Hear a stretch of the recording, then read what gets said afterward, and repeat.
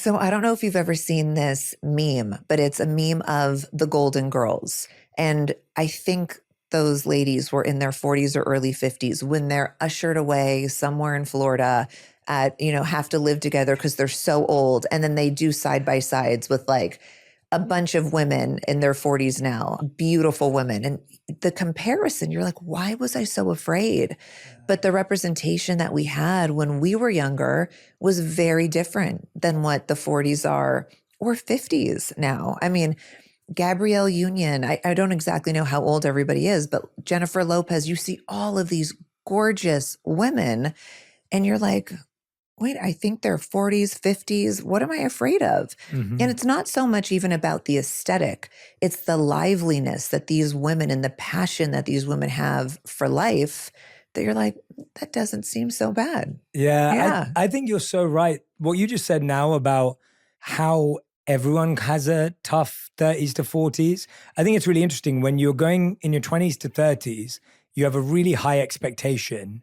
And then you kind of get brought down to reality. I think everyone has a tougher 20s than they imagined. You're having the pressure. The pressure of what it should be, the pressure of starting work, the pressure of a relationship. But you put these kids in college and they're supposed to, what is your major? What is your minor? And then if you go awry from that when you graduate, it's like, then what did I pay for?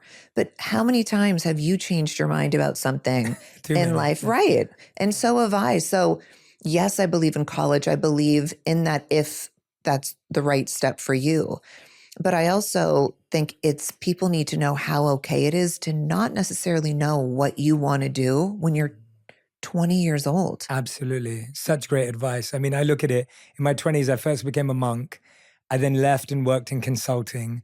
I then left and did media. And then since then, I've done video content, podcasts, wrote books, just things that I would never have imagined. If someone told me at 18, Jay, this is what your life's going to look like, I wouldn't have believed them. Yeah. And I think something you said that was really important, that when you get into your 30s, there's almost like this grounding effect as well, where you start to ask yourself, what do I really want in life?